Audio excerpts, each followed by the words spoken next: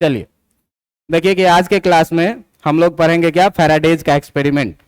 और फैराडेज के एक्सपेरिमेंट से पहले मैं आपको कल मैग्नेटिक फ्लक्स बताया था। Magnetic flux 5E equal to क्या बताया था, 5E इक्वल टू मैंने आपको क्या बताया था, 5E इक्वल टू क्या बताया था, बी ए कॉस थीटा। आप अगर ध्यान से देखिएगा यहां पर तो आपको ये बात का पता चलेगा क्या कि अगर 5E equal to B A cos theta है तो बी क्या है आपका, मैग्नेटिक फील्ड।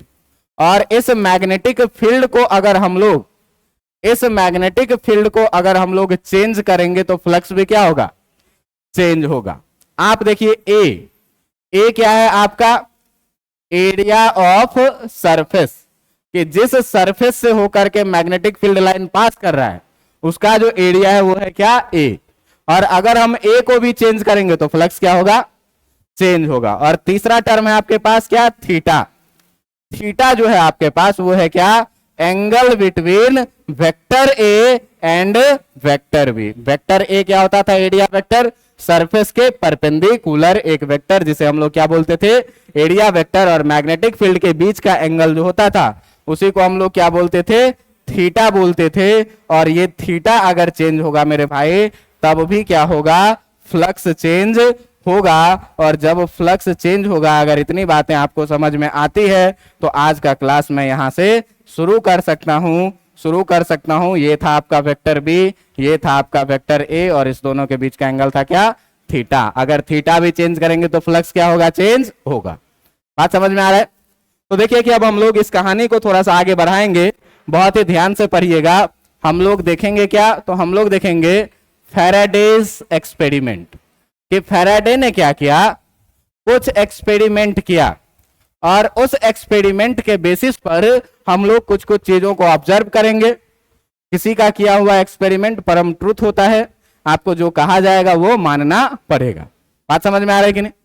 देखिए फैराडे ने क्या किया कि एक सेटअप लगाया, एक्सपेरिमेंट पहला।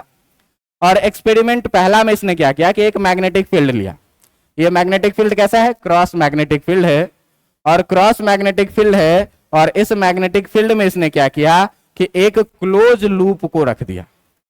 क्लोज लूप होगा कैसा, तो क्लोज लूप होगा इसके अंदर क्या, कुछ इस तरीके से। इस लूप का जो एरिया था वो एरिया था क्या, कांस्टेंट। लेकिन ये जो मैग्नेटिक फील्ड बी इसने रखा हुआ है, ये बी जो है, ये बी है कैसा, तो ये बी है कैसा, वेरिएबल। बी क्या हो रहा है, बदल रहा है। सपोज करो क्या कि B equal to T square, time 0 तो मैग्नेटिक फील्ड में कितना, टाइम 1 तो मैग्नेटिक फील्ड, टाइम 2 तो मैग्नेटिक फील्ड क्या कर रहा है, वेरी कर रहा है। बात समझ में आ रहा है कि नहीं? लेकिन इस लूप का अगर हम लोग एरिया मान ले, एरिया ऑफ लूप जो ए है, ये एरिया ऑफ लूप क्या है, कांस्टेंट है। बात समझ में आ रहा है कि नहीं? देखा क्या कि जब एक वेरिएबल मैग्नेटिक फील्ड में इसने एक लूप रखा तो इसने ऑब्जर्व किया कि अ करंट इंड्यूस्ड इन क्वाइल। क्या हुआ, एक करंट जो है तो इस क्वाइल में क्या किया गया, इंड्यूस्ड हुआ, a current induced in coil. कैसे क्वाइल में इंड्यूस्ड करेंगे, तो इसी क्वाइल में कहीं पर हम लोग क्या करेंगे, एक डिवाइस लगा देंगे जिसका नाम है क्या, गैल्वेनोमीटर। मूविंग क्वाइल गैल्वेनोमीटर तुम्हें पढ़ाया था, किस चीज के लिए, करंट फ्लो को डिटेक्ट करने के लिए। स्मॉल करंट भी बहेगा तो उसको क्या करे, डिटेक्ट करे। तो एक क्वाइल लगाए और उसमें क्या किए, गैल्वेनोमीटर लगा दिए। किसने, फैराडे साहब ने। और फैराडे साहब ने ये ऑब्जर्व किया यहां से क्या, कि जैसे जैसे मैग्नेटिक फील्ड बदल रही है, मैग्नेटिक फील्ड जैसे ही बदली तो इस गैल्वेनोमीटर के निडल में क्या हुआ, डिफ्लेक्शन हुआ। और डिफ्लेक्शन हुआ इसका मतलब क्या कि इसमें होकर के एक करंट क्या हुआ है, इंड्यूस्ड हुआ है। ये पहला एक्सपेरिमेंट। बात समझ में आ रहा है कि नहीं? दूसरे एक्सपेरिमेंट में इन्होंने क्या किया, कि अपना जो इन्होंने दूसरा एक्सपेरिमेंट लिया, इसमें इन्होंने क्या किया कि एक मैग्नेटिक फील्ड लिया। लेकिन अब की बार जो इनका ये मैग्नेटिक फील्ड था, ये मैग्नेटिक फील्ड था कैसा, कांस्टेंट मैग्नेटिक फील्ड था। और इस कांस्टेंट मैग्नेटिक फील्ड में इस बार बी को इन्होंने क्या किया, ए कांस्टेंट किया। लेकिन इस बार जो एरिया ऑफ लूप था, ये एरिया ऑफ लूप को इन्होंने ऐसा एडजस्ट किया कि ये किसी फ्लेक्सिबल मटेरियल का बना हुआ था और ये क्या कर रहा था, वेरी कर रहा था। बात समझ में आ रहा है कि नहीं? मान लो कोई स्प्रिंग टाइप का, कोई सा बहुत पतला स्प्रिंग टाइप का कोई सा लूप ले लिए, और उसको फैला रहे हैं, कम कर रहे हैं, फैला रहे हैं, कम कर रहे हैं, तो एरिया क्या कर रहा है, वेरी कर रहा है। बात समझ में आ रहा है कि नहीं? तो एरिया को क्या किए, वेरिएबल किए इन्होंने। जब एरिया वेरिएबल किया तब भी इसने देखा क्या कि यूनिफॉर्म मैग्नेटिक फील्ड में भी अगर वेरिएबल एरिया का लूप रख रहा है तो भी इस लूप में क्या हुआ, इस लूप में क्या हुआ कि एक करंट क्या किया गया, इंड्यूस्ड किया गया, अ current induced in coil. Coil में इन्होंने क्या देखा कि फिर से क्या एक करंट इंड्यूस्ड हुआ। पहले एक्सपेरिमेंट में क्या था, एरिया फिक्स था लेकिन मैग्नेटिक फील्ड क्या हो रहा था, चेंज। और जब चेंजेबल मैग्नेटिक फील्ड में इन्होंने फिक्स एरिया के लूप को रखा तो क्या देखा कि इस कंडक्टिंग लूप में एक करंट इंड्यूस्ड हो रहा है। फिर दूसरे एक्सपेरिमेंट में इन्होंने क्या किया कि मैग्नेटिक फील्ड को अब की बार इन्होंने क्या किया, कांस्टेंट, और मैग्नेटिक फील्ड को कांस्टेंट कर लिया और एरिया को क्या किया, वेरिएबल। एरिया को वेरिएबल कर दिया, फिर भी इन्होंने क्या देखा कि इसमें क्या हुआ, एक करंट क्या हो रहा है, इंड्यूस्ड हो रहा है। अब एक बार मैग्नेटिक फील्ड को वेरिएबल रख के देख लिए, एक बार एरिया को वेरिएबल रख के देख लिए, एक बार दोनों को कांस्टेंट रख के देखते हैं। लेकिन अब की बार इसके साथ इन्होंने तीसरे एक्सपेरिमेंट में क्या गेम खेल दिया, तो इन्होंने एक्सपेरिमेंट नंबर 3 में क्या किया कि अब की बार जो इनका मैग्नेटिक फील्ड था, ये मैग्नेटिक फील्ड भी था कैसा, कांस्टेंट, एरिया भी था कैसा, कांस्टेंट। मैग्नेटिक फील्ड भी कांस्टेंट, एरिया भी क्या, कांस्टेंट। ये लूप था इसके अंदर में, इस लूप का एरिया भी कांस्टेंट और ये मैग्नेटिक फील्ड बी जो था ये भी था कैसा, कांस्टेंट था। बात समझ में आ रहा है कि नहीं? एरिया भी क्या था, कांस्टेंट। लेकिन इन्होंने क्या किया, इन्होंने क्या किया कि इस लूप को इन्होंने क्या किया, एक धागा से बांधा। इस लूप को इन्होंने क्या किया, इस लूप को इन्होंने क्या किया कि एक धागा से बांध दिया और उस धागे को क्या किया, उसने पकड़ करके और उस धागे को ऐसे क्या किया, घुमाना शुरू कर दिया, एंगुलर वेलोसिटी कुछ दे करके ओमेगा से।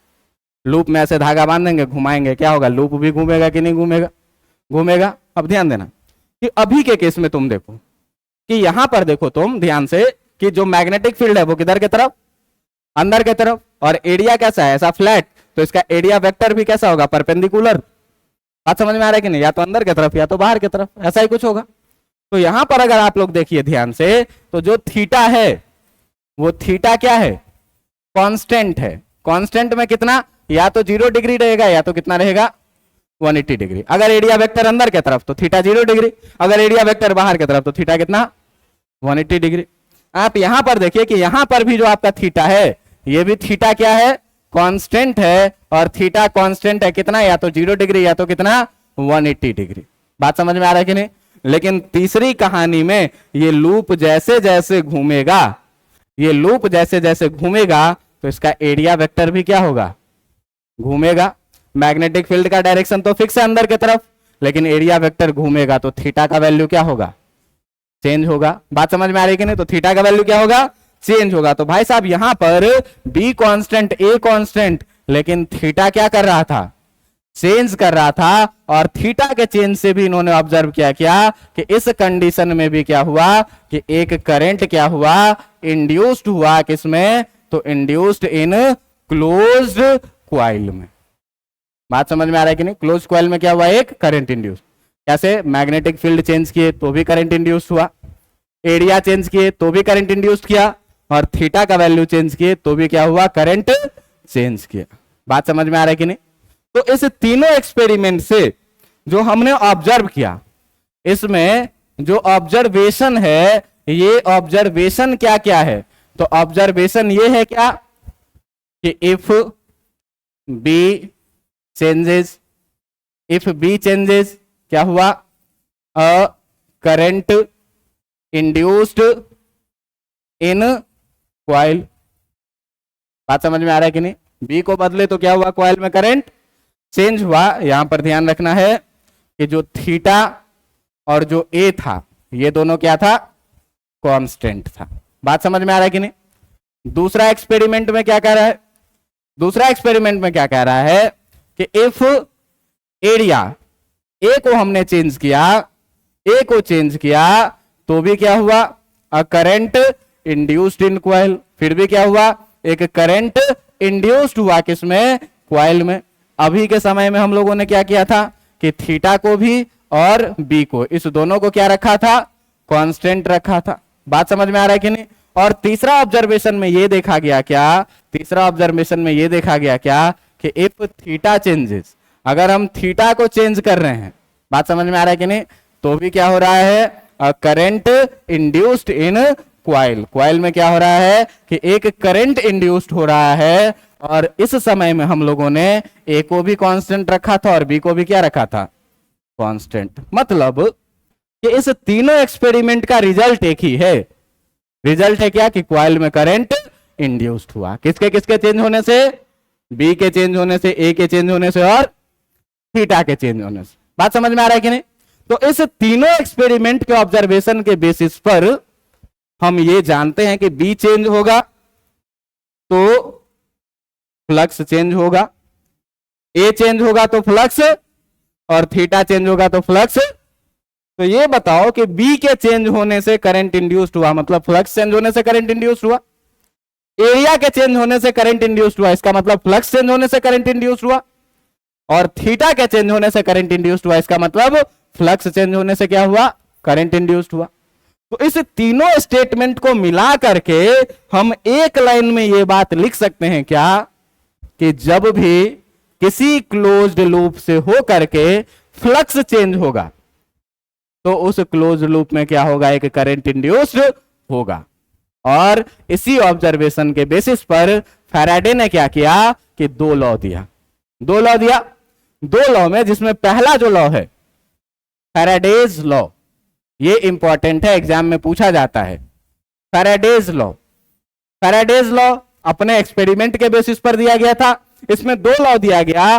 पहला लॉ जो है आपका, पहला लॉ जो है जिसको हम लोग क्या बोलते हैं, जिसको हम लोग बोलते हैं फैराडेज फर्स्ट लॉ। और ये फैराडेज फर्स्ट लॉ क्या कहता है, तो तुम ध्यान देना कि मैं कल आप लोगों से पूछा था कि एक शब्द में बताओ कि करंट बह रहा है उसका फैक्टर क्या है, पूछा था कि नहीं? आप लोग पढ़ के आए क्या? नहीं ना पढ़ के आए, मत पढ़िए। करंट बह रहा है इसका मतलब जरूर कहीं ना कहीं ईएमएफ है। बात समझ में आ रहा है कि नहीं? क्या बोले थे कि अगर सपोज करो क्या कि ये एक बल्ब है और इस बल्ब को अभी नहीं जलाया जा रहा है, क्यों कि यहां का और यहां का पोटेंशियल क्या है, सेम है। लेकिन जैसे इस बीच में हमने एक बैटरी लगा दी, एक बैटरी हमने लगा दी इस बीच में, और एक बैटरी लगा दी इस बीच में, सपोज करो कितने का, 10 वोल्ट का। तो अब क्या हुआ कि इसके बीच का, इस दोनों टर्मिनल के बीच का ईएमएफ क्या हो गया, 10 वोल्ट का हो गया। और ईएमएफ के कारण ही इससे होकर के क्या होगा, करंट फ्लो करेगा और ये बल्ब क्या करेगा, ग्लो करेगा। बताया था कि नहीं बताया था कि जो आपका करंट बह रहा है वो किसके कारण से, ईएमएफ के कारण से। और आपको बोला भी था क्या कि जब सर्किट से करंट नहीं बह रहा हो तब जो सेल के टर्मिनल के बीच होता है उसे पोटेंशियल डिफरेंस कहते हैं, और जब करंट बह रहा हो सर्किट से उसे क्या कहते हैं, ईएमएफ कहते हैं। तो भाई साहब अगर यहां पर बल्ब है आपका और इस बल्ब को मैंने सेल लगा करके क्या किया, जला दिया, तो इस सर्किट से करंट बह रहा है कि नहीं बह रहा है, बह रहा है। तो इस सेल के टर्मिनल के बीच के एनर्जी को हम लोग क्या बोलेंगे, ईएमएफ बोलेंगे। बात समझ में आ रहा है कि नहीं? इसका मतलब कि करंट इंड्यूस्ड हुआ है, इसका मतलब निश्चित ही क्या हुआ होगा, ईएमएफ इंड्यूस्ड हुआ होगा। बात समझ में आ रहा है कि नहीं?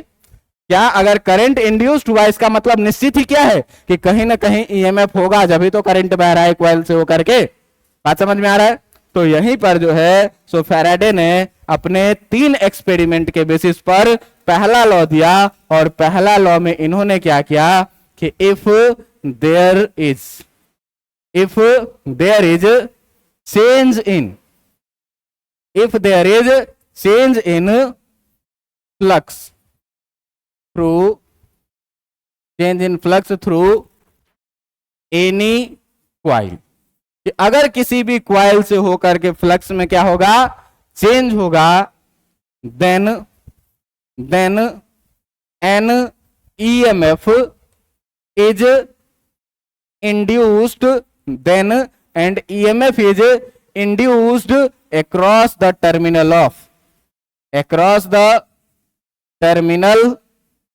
of coil, कि क्या होगा कि क्वाइल के टर्मिनल के बीच में क्या होगा, एक ईएमएफ इंड्यूस्ड होगा। ध्यान देना कि मैग्नेटिक फील्ड अगर ऐसा हो और इसमें हम क्वाइल जो रखे हैं, ये क्वाइल हम लोग क्लोज्ड क्वाइल नहीं रखें, क्वाइल ऐसा है, ये टर्मिनल है इसका। बात समझ में आ रहा है कि नहीं? तो अगर मान लो कि यहां से किसी तरीके से फ्लक्स चेंज हो, फ्लक्स चेंज हो किसी तरीके से, कैसे कैसे हो सकता है? मैग्नेटिक फील्ड बदल दें, एरिया बदल दें, या थीटा बदल दें, किसी भी तरीके से अगर फ्लक्स में चेंज होगा तो ये क्लोज लूप तो है नहीं, सर्किट कंप्लीट है नहीं, इससे होकर के करंट बहेगा क्या? करंट नहीं बहेगा। तो फैराडे ने क्या कहा कि अगर फ्लक्स में चेंज हुआ किसी भी कॉइल से होकर के, तो इसके दोनों टर्मिनल के बीच में क्या होगा? एक ईएमएफ इंड्यूस्ड होगा, और अगर यही क्लोज कॉइल हो जाएगा तो इससे होकर के क्या होने लगेगा? करंट बहने लगेगा, क्योंकि सर्किट कंप्लीट हो जाए। बात समझ में आ गया? तो इन्होंने क्या कहा? इन्होंने कहा क्या कि if there is change in flux through any coil, किसी भी कॉइल से होकर के अगर फ्लक्स में चेंज होगा तो एक ईएमएफ इंड्यूस्ड होगा across the terminal of coil. और इसी में दूसरा लाइन है क्या कि and if it is a closed coil, अगर यह क्या हो? एक क्लोज्ड कॉइल हो, देन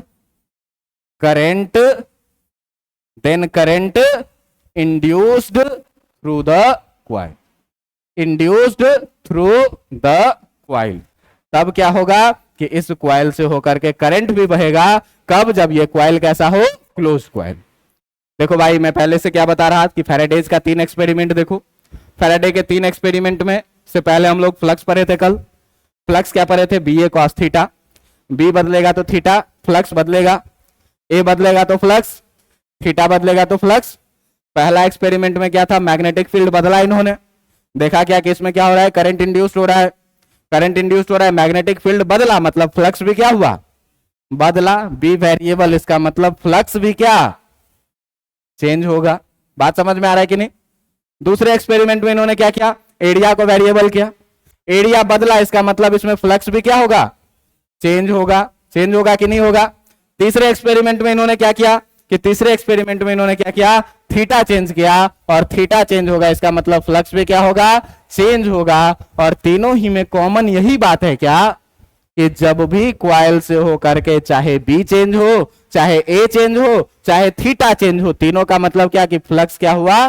चेंज हुआ। और जब फ्लक्स चेंज हुआ तो तीनों एक्सपेरिमेंट का एक ही रिजल्ट है क्या कि इस कॉइल से देखा गया कि करंट फ्लो कर रहा है।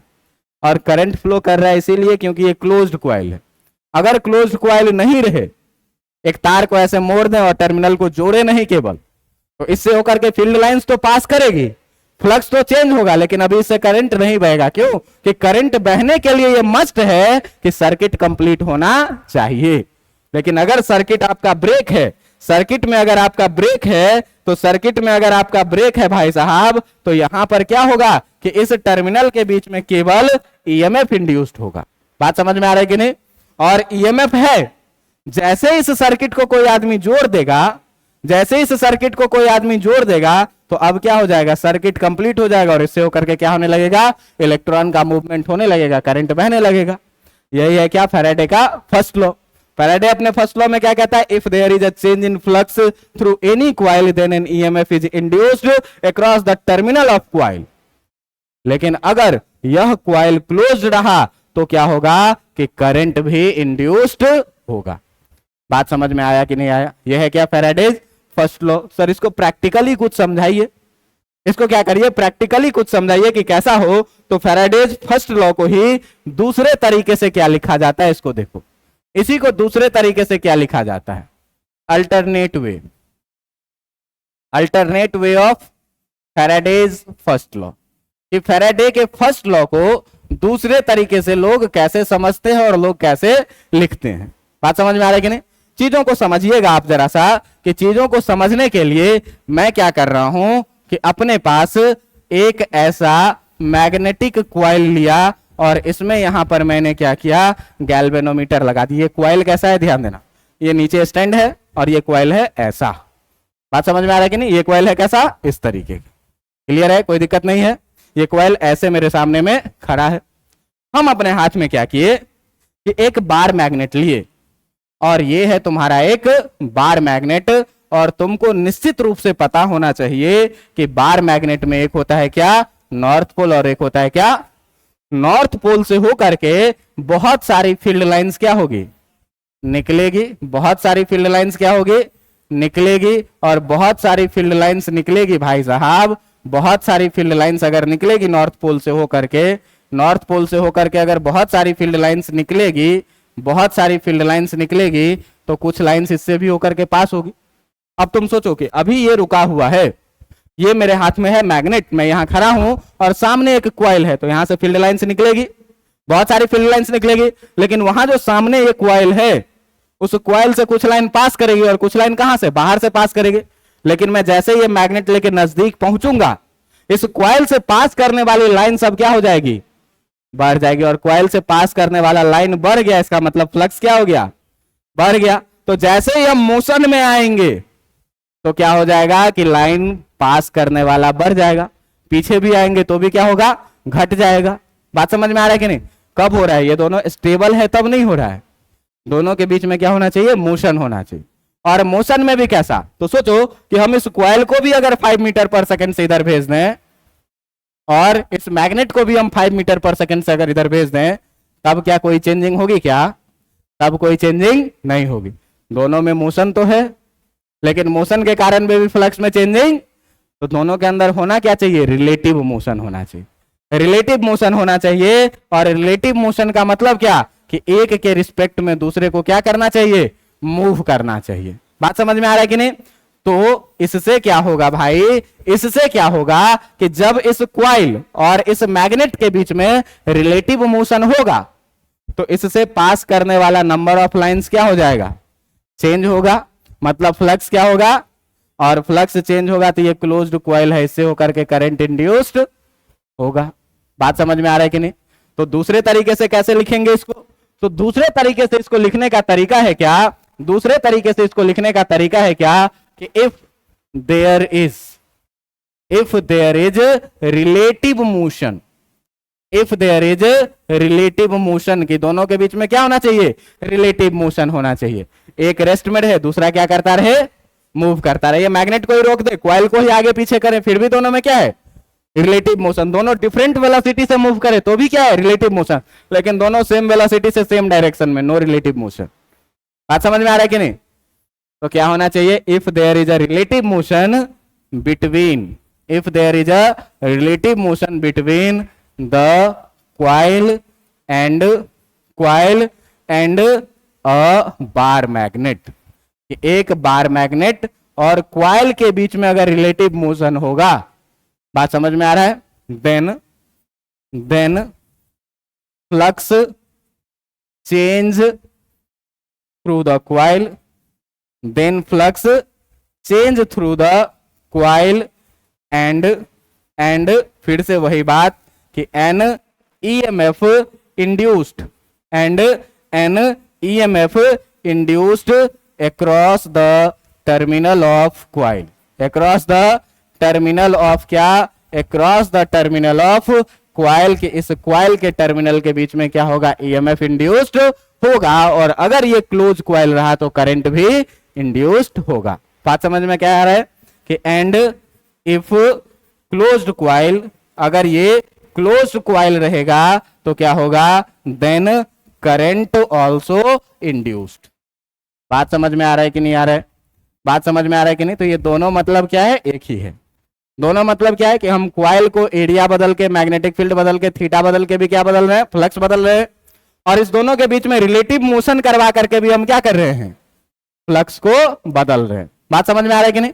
तो दोनों तरीका में से भी मिला जुला के बात यही है कि कॉइल से होकर के फ्लक्स बदलेगा तो इसके टर्मिनल के बीच में ईएमएफ इंड्यूस्ड होगा। और अगर ईएमएफ इंड्यूस्ड हुआ और ये क्लोज्ड कॉइल है तो सर्किट में से करंट भी क्या होने लगेगा, बहने लगेगा। तुम ध्यान देना कि जो हमारे पास सर्किट है, स्विच ऑफ कर दें तो सर्किट ब्रेक हो गया, लेकिन बैटरी तो लगा हुआ है कि नहीं लगा हुआ, ईएमएफ इंड्यूस्ड है कि नहीं, लेकिन सर्किट ब्रेक है तो करंट फ्लो नहीं कर रहा है। लेकिन जैसे ही स्विच ऑन किए ईएमएफ तैयार है, और जैसे ही स्विच ऑन किए करंट क्या होने लगा, फ्लो करने लगा। तो क्लोज सर्किट हुआ तो करंट क्या होने लगा, फ्लो करने लगा। बातें समझ में आई कि नहीं।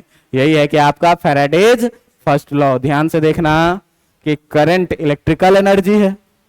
बात समझ में आ रहा है कि नहीं। और इसको मोशन करवाने में भी हमको कुछ ना कुछ एनर्जी लगेगी कि नहीं लगेगी। लगेगी। तो ये मैकेनिकल एनर्जी किस में कन्वर्ट हो रहा है? इलेक्ट्रिकल एनर्जी में। बात समझ में आ रहा है कि नहीं? मैकेनिकल एनर्जी किस में कन्वर्ट हो रहा है? इलेक्ट्रिकल एनर्जी में। कहीं ना कहीं मैकेनिकल एनर्जी कन्वर्ट हो रहा है किसमें? इलेक्ट्रिकल एनर्जी में। और ये law of conservation of energy type का कुछ लग रहा है। तो आपसे कई बार ये बात पूछ दिया जाता है कि ये किस प्रिंसिपल पर काम करता है, तो आपको सीधे बोलना है क्या? लॉज ऑफ कंजर्वेशन ऑफ किस चीज पे? तो लॉज ऑफ कंजर्वेशन ऑफ किस चीज पे? एनर्जी पे ये बेस्ड होता है। बात समझ में आ रहा है कि नहीं आ रहा है? बात समझ में आ रहा है कि नहीं? अब देखो कि इससे पहले, फैराडे से पहले, माइकल फैराडे सर से पहले हम लोग करंट इलेक्ट्रिसिटी का यूज करते थे, लेकिन ये यूज हम लोग इतना कम करते थे ना, इतना महंगा होता था कि इसका हम लोग भरपूर उपयोग नहीं कर पाते थे। किससे? बैटरी से। 1.5 वोल्ट का बैटरी खरीदने जाओ तो हमको 20-25 रुपए लग जाते हैं अगर अच्छा क्वालिटी का बैटरी खरीदे तो। और बैटरी से हम वायर जोड़ करके उस करंट को बहुत दूर तक ले भी नहीं जा सकते हैं, तो बहुत महंगा है, रीयूजेबल नहीं है। और दूसरी बात क्या है कि इसको हम बहुत लॉन्ग डिस्टेंस के लिए यूज कर भी नहीं सकते। अब इतना महंगाई से यहां पर बचा जा सकता है कैसे भाई? तो कुछ नहीं करना है, एक मैग्नेट लेकर के खड़ा हो जाना है, और मैग्नेट लेकर के खड़ा हो जाना है, आगे पीछे आगे पीछे आगे पीछे करते रहना है, फ्लक्स चेंज होगा, करंट इंड्यूस होगा, हमको जो काम है वो करते रहेंगे। बात समझ में आ रहा है कि नहीं? मैग्नेट लेकर के खड़ा रहेंगे, मैग्नेट का मोशन करवाते रहेंगे, इससे फ्लक्स क्या होता रहेगा? चेंज होता रहेगा। और फ्लक्स चेंज होता रहेगा तो इसमें करंट क्या होता रहेगा? इंड्यूस्ड होता रहेगा। यहां पर बल्ब लगा देंगे, बल्ब क्या होता रहेगा? जलते रहेगा। महंगाई से तो बच गए सर, ये तो सस्ता चीज है। बात समझ में आ रहा है कि नहीं? बस बैठ के क्या करना है, जैसे पंखा होंकते रहते हैं, अब पंखा नहीं होंकना है, पंखा लगाना है, सामने में बैठना है एगो मैग्नेट लेकर के, एगो कॉइल लगा करके, अब मैग्नेट को होंकना है आगे पीछे। मैग्नेट से क्या होगा? करंट इंड्यूस होगा, करंट इंड्यूस होगा तो पंखा चलेगा, और पंखा चलेगा तो हमको क्या सर, बढ़िया तो था कि पंखे डायरेक्ट होंक ले रहे थे। बात समझ में आ रहा है कि नहीं? लेकिन हमको शौक भी है ना भाई, शौक भी है कि नहीं? शौक है किसमें रहने का? पंखा में रहने का, एसी में रहने का। तो उसके लिए करंट चाहिए, और करंट कैसे आ रहा है? तो मैग्नेट और कॉइल के रिलेटिव मोशन से, तो वो तो करना पड़ेगा ना।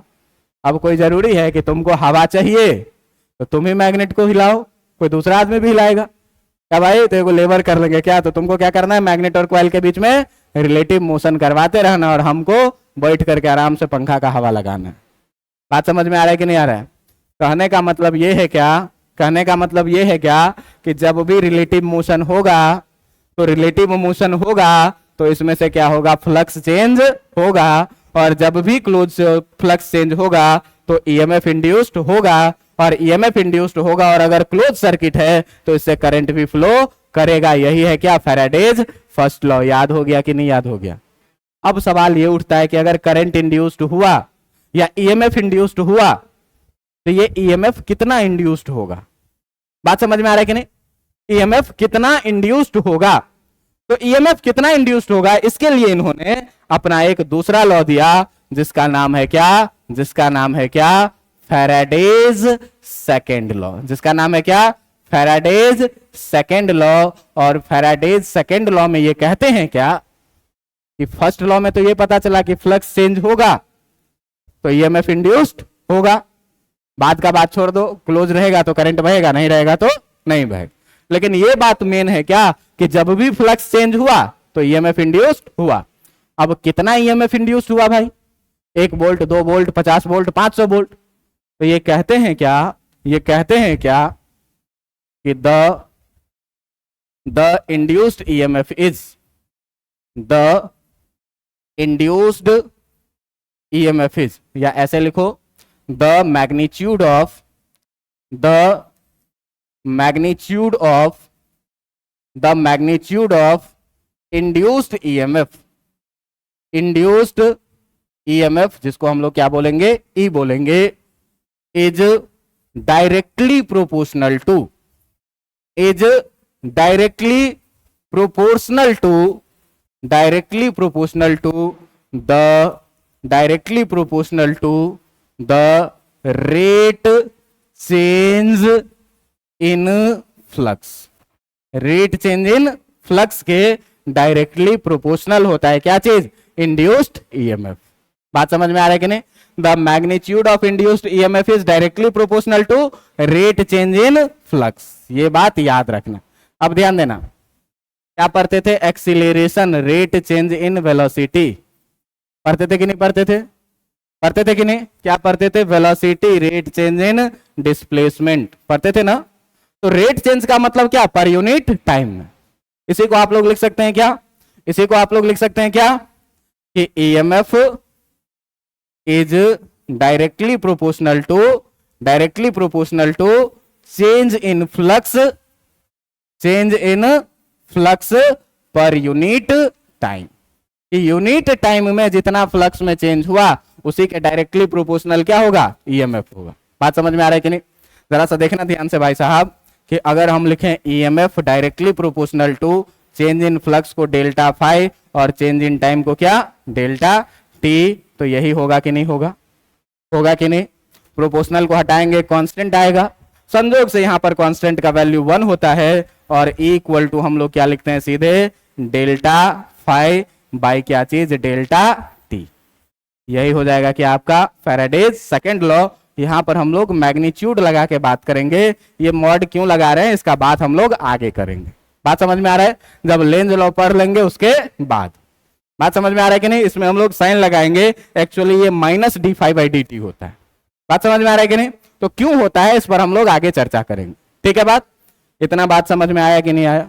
अब देखो कि मैं तुमको बताया था क्या कि अगर वेलोसिटी लिखना है तो x2 minus x1 by t2 minus t1 लिखना है, लेकिन ये क्या होता है? Average velocity. क्यों?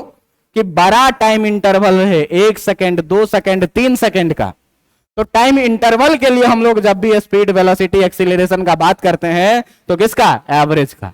और किसी पार्टिकुलर टाइम के लिए बात करते हैं तो किस चीज का? इंस्टेंटेनियस का। बात समझ में आ रहा है कि नहीं? आप घर से आए 12 बजे चले, 1 बजे आप कोचिंग पहुंचे।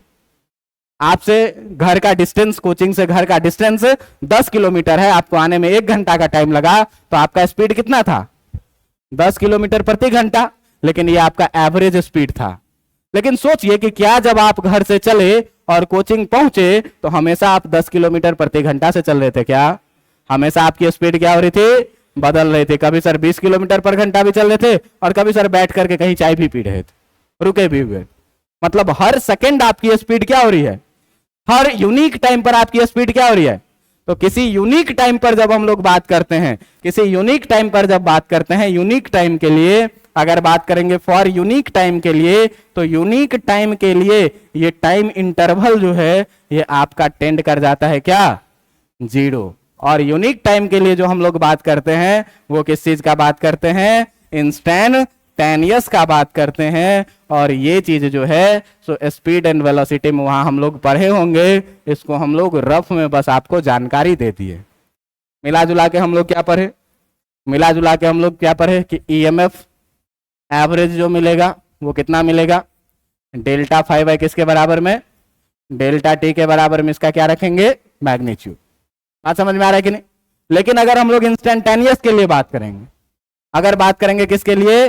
For a particular instant of time, for a particular instant of time अगर बात करेंगे तो पार्टिकुलर इंस्टेंट ऑफ टाइम के लिए मैंने अभी आपको बताया कि डेल्टा टी टेंड किधर करने लगता है? 0। बात समझ में आ रहा है कि नहीं? विशेष समय के लिए टाइम इंटरवल छोटा होते होते होते होते होते होते एग्जैक्ट 0 तो नहीं हो सकता, तो क्या करेगा? टेंड करेगा 0 को, ऑलमोस्ट 0 लिमिट पड़े हुए होंगे मैथ्स में। और उसी तरीके से इसको लिखा जाता है। बस लिखने का एक तरीका है क्या? ईएमएफ इंस्टेंटेनियस इक्वल टू लिखते हैं limit delta T tending to 0 delta phi by कितना? Delta T. अब मैं आपको बताया हुआ हूं कि अगर बड़े चेंज को दिखाना हो तो इससे छोटा तो और सबसे छोटा तो एलिमेंट्री वाला के लिए क्या लिखते हैं? तो ये कैसा? टाइम लगभग 0, तो इसमें फ्लक्स भी कितना चेंज होगा? लगभग 0। तो इसी को हम लोग क्या लिखेंगे? E instantaneous equal to delta phi को कितना लिखेंगे और डेल्टा टी को क्या लिखेंगे? D T. यही हो जाएगा कि आपका फॉर्मूला। ये बात आपको क्या करना है? याद रखना है। बात समझ में आ रहा है कि नहीं? एवरेज के लिए अगर टाइम इंटरवल में पूछे तो ये भी क्या करना है? आपको याद रखना है। और इसी को अगर आप लिखना चाहें तो इसी को आप लिख सकते हैं mod phi 2 minus phi 1 by T2 minus कितना T1। बात समझ में आ रहा है कि नहीं आ रहा है? एवरेज ईएमएफ, इंस्टेंटेनियस ईएमएफ, कोई लोड नहीं होगा। अब मन किया अगर ईएमएफ निकल गया तो मेरा मन कर रहा है क्या कि थोड़ा करंट भी निकल जाए तो मजा आ जाए, थोड़ा करंट भी निकल जाए तो मजा आ जाए। तो सर करंट कैसे निकाला जाए? तो देखो ओम्स लॉ में हम लोग जानते हैं क्या, by Ohm's law. Ohm's law में हम लोग क्या जानते हैं कि डेल्टा V बराबर जो होता है वो कितने के बराबर में, IR के बराबर में। यही चेंज इन पोटेंशियल डिफरेंस को हम लोग यहां पर क्या बोलेंगे, EMF बोलेंगे। और I इक्वल टू अगर तुमको लिखना है तो क्या लिखोगे, EMF बाई कितना। बात समझ में आ रहा है कि नहीं? इतना बात जानकारी में है कि नहीं? तो इतना बात जानकारी में है तो यहां पर हम इसको कोना में टेप देते हैं इस छोटे से बात को, और कोना से ही ये बात तुम लोग अपना समझोगे। बात समझ में आ रहा है कि नहीं? अब मान लेते हैं क्या कि हम लोग इस पूरे कहानी में जिस क्वाइल का यूज किए हैं वो क्वाइल किसी ना किसी कंडक्टिंग मटेरियल का बना होगा, उसका कुछ ना कुछ रेजिस्टेंस होगा। बात समझ में आ रहा है कि नहीं? उसका कुछ ना कुछ रेजिस्टेंस होगा। और अगर हम मान लेते हैं क्या, अगर हम मान लेते हैं क्या कि फॉर करंट हम लोग बात कर रहे हैं, फॉर किस चीज के लिए, इंड्यूस्ड करंट के लिए। तो अगर बात करेंगे फॉर इंड्यूस्ड करंट के लिए, तो इंड्यूस्ड करंट के लिए अगर हम लोग बात करेंगे तो लिखेंगे क्या कि let the resistance of, let the resistance of, let the resistance of coil, कि जिस क्वाइल का मैंने यूज किया है वो रेजिस्टेंस है कितना, R है। बात समझ में आ रहा है कि नहीं? तो ये बताओ कि I इक्वल टू कितना लिखेंगे, इंड्यूस्ड EMF बाई कितना, R लिखेंगे कि नहीं? तो अगर एवरेज लिखना है, I एवरेज अगर लिखना है तो यहां पर E कैसा लिखोगे, और नीचे क्या R। E एवरेज का वैल्यू तुमको मिला हुआ है कितना, mod delta 5 by delta T। तो I एवरेज अगर तुमको लिखना है तो मॉड E एवरेज के जगह डेल्टा 5 बाई कितना, और इसमें क्या करना है, R से डिवाइड कर देना है। ये क्या निकल जाएगा, एवरेज इंड्यूस्ड करंट। अगर इंस्टेंटेनियस चाहिए, अगर इंस्टेंटेनियस चाहिए, I इंस्टेंटेनियस, तो EMF भी कैसा लिखेंगे, बाई कितना, I इंस्टेंटेनियस के लिए E इंस्टेंटेनियस कितना निकाले हैं, D5 बाई dt का मॉड, और इंटू कितना 1 बाय। बात समझ में आया कि नहीं आया? तो क्वाइल का अगर रेजिस्टेंस पता रहे तो ओम्स लॉ लगाएंगे और हम लोग करंट भी क्या करेंगे, निकाल लेंगे। बात समझ में आया कि नहीं आया? बात समझ में आया? इसमें कोई दिक्कत है क्या? इसमें मेरे ख्याल से कोई दिक्कत नहीं होना चाहिए। बात समझ में आ रहा है कि नहीं? कोई दिक्कत नहीं है। तो अब इस पर क्या करें कि एक क्वेश्चन करके देख लिया जाए। आपको याद क्या रखना है, आपको याद सीधे ये रखना है, EMF equal to D5 by कितना dt, और इसी के मैग्नीट्यूड में R से डिवाइड कर देंगे तो क्या मिल जाएगा, ये करंट के बराबर में हो जाएगा। ठीक ना? इसी के मैग्नीट्यूड में अगर हम लोग क्या करेंगे, R से डिवाइड कर देंगे, R से डिवाइड कर देंगे तो ये E हट के क्या हो जाएगा, ये E हट के क्या हो जाएगा I, और इंटू कितना करना है इसमें 1 बाई R। बात समझ में आ रहा है कि नहीं? इतना बात याद रहेगा कि नहीं याद रहेगा? कोई दिक्कत है क्या? नहीं कोई दिक्कत है? चलो देखते हैं हम लोग एक क्वेश्चन देखते हैं। क्वेश्चन देखते हैं क्या कि the flux change through a coil, the flux varies with time through a coil as phi equal to 3t square plus 2t plus 1। बात समझ में आ रहा है कि नहीं? टाइम जैसे जैसे बदलेगा फ्लक्स भी क्या होगा, बदलेगा। कह रहा है क्या, कह रहा है क्या कि find the EMF induced and current induced at t equal to 3 second if the resistance of coil is, if the resistance of coil is 1 ohm। बात समझ में आ रहा है कि नहीं? क्या कह रहा है आपके पास कि फ्लक्स कितना है, phi equal to 3t² plus 2t plus कितना 1। टाइम कितना दिया हुआ है 3 सेकेंड, और रेजिस्टेंस कितना दिया हुआ है। फैराडेज फर्स्ट लॉ में हम लोगों ने क्या पढ़ा है, E इक्वल टू कितना पढ़ा है, d∅ कितना, इसका क्या मॉड पर हम लोग बाद में देख लेंगे, नेगेटिव आएगा तो भी प्लस में लिखेंगे। बात समझ में आ रहा है कि नहीं। देखो तो E इक्वल टू कितना लिखे, d/dt के जगह dy/dt, और फाई के जगह पर कितना लिखेंगे 3t² प्लस 2t प्लस कितना। मेरे ख्याल से मेरे भाई अब डिफरेंशिएशन में कोई दिक्कत नहीं होगा। 3 2 जा कितना प्लस कितना, कितने टाइम पे पूछ रहा है, तो at t equal to t का वैल्यू 3 रख दोगे तो E इक्वल टू कितना आ जाएगा 6 × 3 प्लस 2 यानी कि कितना वोल्ट 20 वोल्ट। ईएमएफ निकल गया टाइम 3 पर कितना वोल्ट का। बात समझ में आया कि नहीं। कैसे, तो हम लोग फैराडेज फर्स्ट लॉ में ही पढ़े हुए हैं, dy/dt के जगह dy/dt और फाई के जगह पर दिया हुआ है। ये क्या है, differentiation of this with respect to time. Differentiate किए, पावर पीछे आया 6, पावर 1 घटा t। 2t का डिफरेंशिएशन कितना 1 कांस्टेंट है, डिफरेंशिएशन कितना 0। 60 प्लस कितना आया, कितने टाइम पर पूछ रहा है 3 सेकंड पर, टाइम का वैल्यू 3 सेकंड पुट कर दिए, कितना वोल्ट आ गया 20 वोल्ट। अब अगर आपसे करंट पूछे तो सीधे आप ओम्स लॉ से क्या जानते हैं, V बराबर IR। ईएमएफ तुमको पता है कितने का, I तुमको पता नहीं है, R तुमको पता है कितने का, इधर भेज दोगे तो I बराबर कितना मिल जाएगा 20 एम्पियर। बात समझ में आया कि नहीं आया। Faraday's first law second law समझ में आया कि नहीं आया। अगर इतना समझ में आ गया है तो अगले दिन हम लोग अपने टॉपिक को आगे लेके चलेंगे और आपको सिखाया जाएगा जो मैं हिस्टेरेसिस में मैं थोड़ा सा बात किया था लेंज लॉ का, क्या कि जिसके कारण पैदा हो रहा है उसका क्या करेगा, अपोज करेगा। बात समझ में आ रहा है ना। तो यहां पर देखो कि जो करंट इंड्यूस्ड हो रहा है ये फ्लक्स में चेंज के कारण हो रहा है, और फ्लक्स में चेंज 3 कारण से हो रहा है। थीटा बदल दे रहे हैं तो, एरिया बदल दे रहे हैं तो, मैग्नेटिक फील्ड बदल दे रहे हैं, तो जिसके कारण ये ईएमएफ इंड्यूस्ड हुआ या करंट इंड्यूस्ड हुआ उस कारण का ये क्या करेगा, विरोध करेगा। यही है लेंज लॉ। इस पर अगले दिन हम लोग डिटेल डिस्कशन करेंगे। आज के लिए इतना काफी है। मैं उम्मीद करूं कि आपको फैराडेज लॉ समझ में आया होगा।